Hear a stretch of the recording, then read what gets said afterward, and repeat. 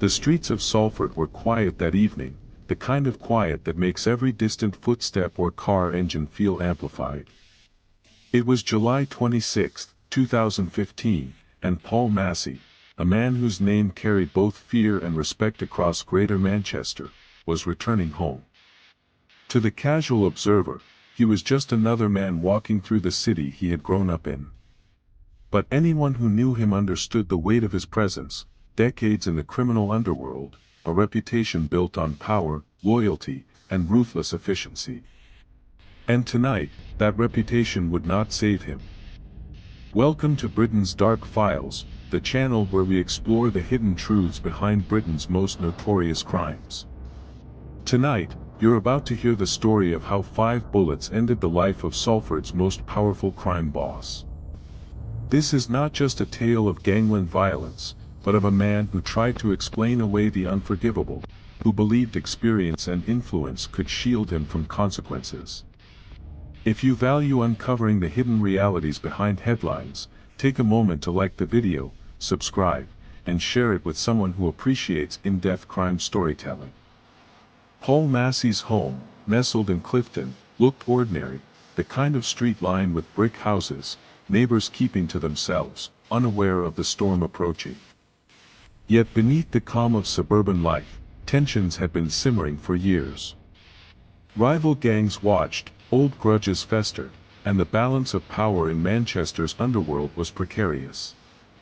Massey had survived threats, attacks, and decades of violence, but he had never faced this particular night. 5 shots would change everything.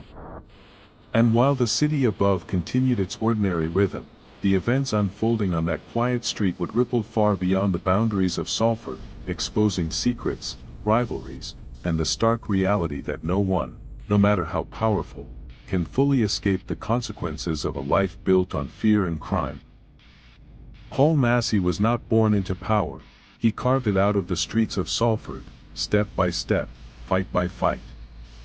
From a young age, he learned that respect was earned through action, that loyalty could be as deadly as betrayal, and that a reputation could protect you, or make you a target. Over decades, Massey built a network of influence that spanned the underworld of Greater Manchester. He was feared by rivals and admired by those who followed him, a man who walked the line between authority and menace with uncanny precision. Yet there was more to Massey than the headline suggested. Outside the shadows, he presented a different face, a businessman, a community figure, someone who claimed he had left the violence behind. He ran legitimate enterprises, invested in local projects, and even hinted at political ambitions. To the world, he was attempting to explain his past and shape a narrative that could soften the unforgivable acts he had committed. In his mind, he was more than a crime boss.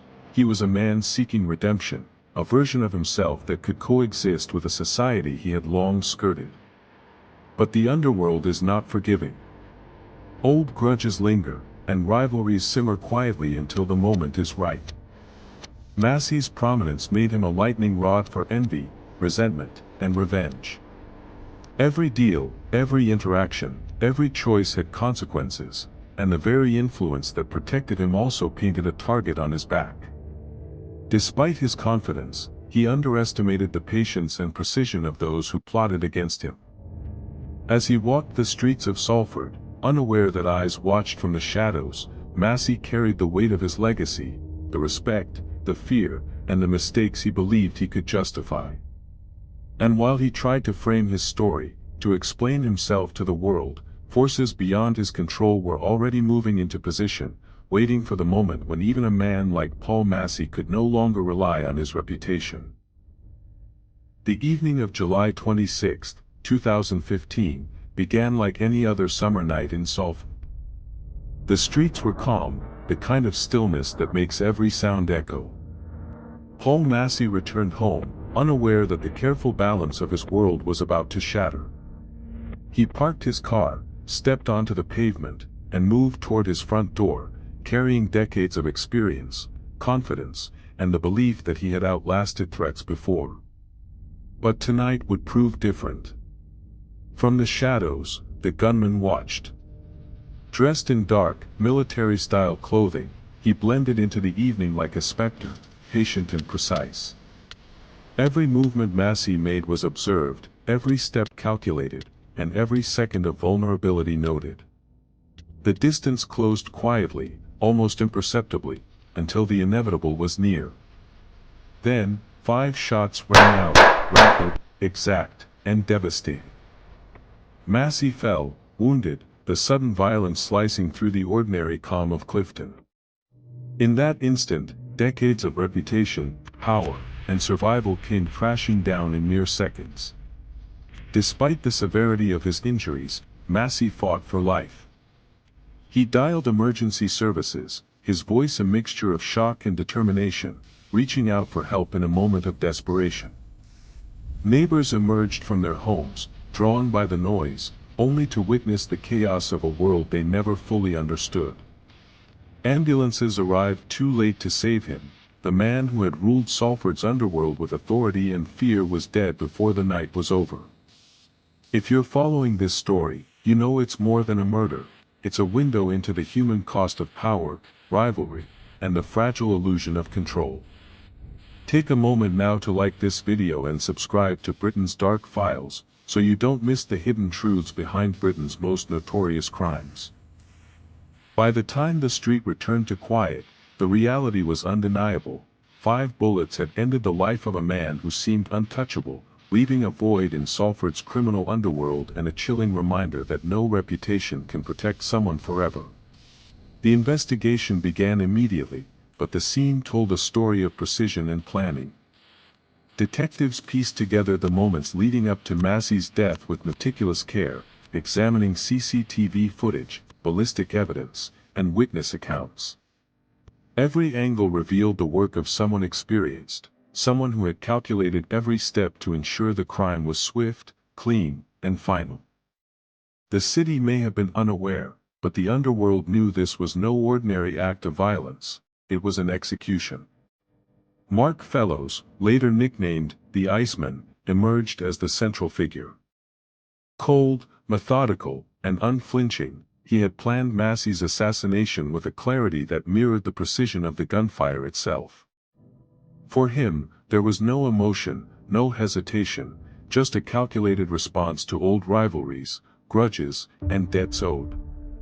The investigation slowly revealed the layers of preparation, surveillance of Massey's movements, analysis of routines, and the careful selection of the location and timing. Each detail highlighted the contrast between Massey's confidence and the patient, unyielding determination of his assassin. Even the most powerful figures in the underworld are human, and the investigation exposed vulnerabilities that reputation could not shield. Small mistakes, overlooked details, and the relentless persistence of law enforcement brought the perpetrators closer to justice. It became clear that no matter how formidable Massey had been, no legacy or narrative he had crafted could protect him from consequences long in the making. The tension built as detectives closed in. Every clue, every recorded movement, and every connection pointed toward one inescapable truth: the planning was perfect, but the underworld's rules are unrelenting. The myth of invincibility surrounding Paul Massey began to crumble, and the city prepared to see justice served. By the time arrests were made, it was evident that power, fear, and reputation could only carry someone so far. 5 shots had ended a life, but the investigation that followed ensured that the story of Salford's most notorious crime boss would be told, dissected, and remembered. The aftermath of Paul Massey's death sent ripples through Salford and the wider criminal underworld. With the man who had long commanded respect and fear gone, a vacuum opened, rival factions shifted, alliances strained, and old grudges re-emerged. Yet the impact went beyond the streets. Families, associates, and the community all felt the weight of the violence that had shattered one of their own. Massey's death was not just the fall of a crime boss, but a stark reminder of the fragility of power and the permanence of revenge. Mark Fellows, the Iceman, was eventually captured and sentenced to a whole life term, ensuring he would never walk free. The law had intervened, but the story remained unfinished for many who had known Massey or been touched by his influence.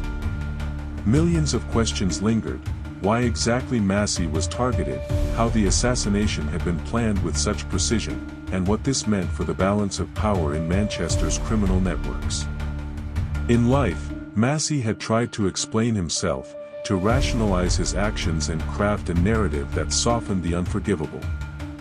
In death, those explanations held no weight. If you've stayed with this story, you understand why channels like Britain's Dark Files exist, to explore the truths that linger in shadows, behind headlines and reputations. Like, subscribe, and share if you want to uncover more of Britain's darkest stories, where the lines between power, fear, and consequence are never as clear as they seem. 5 bullets ended Paul Massey's life, but they also exposed a universal truth: no matter how much influence or experience one holds, actions leave consequences that cannot be undone. His death was more than a gangland execution, it was a lesson in the unforgiving reality of crime, and a reminder that even the most powerful are not invincible. Salford would never forget, and neither should we.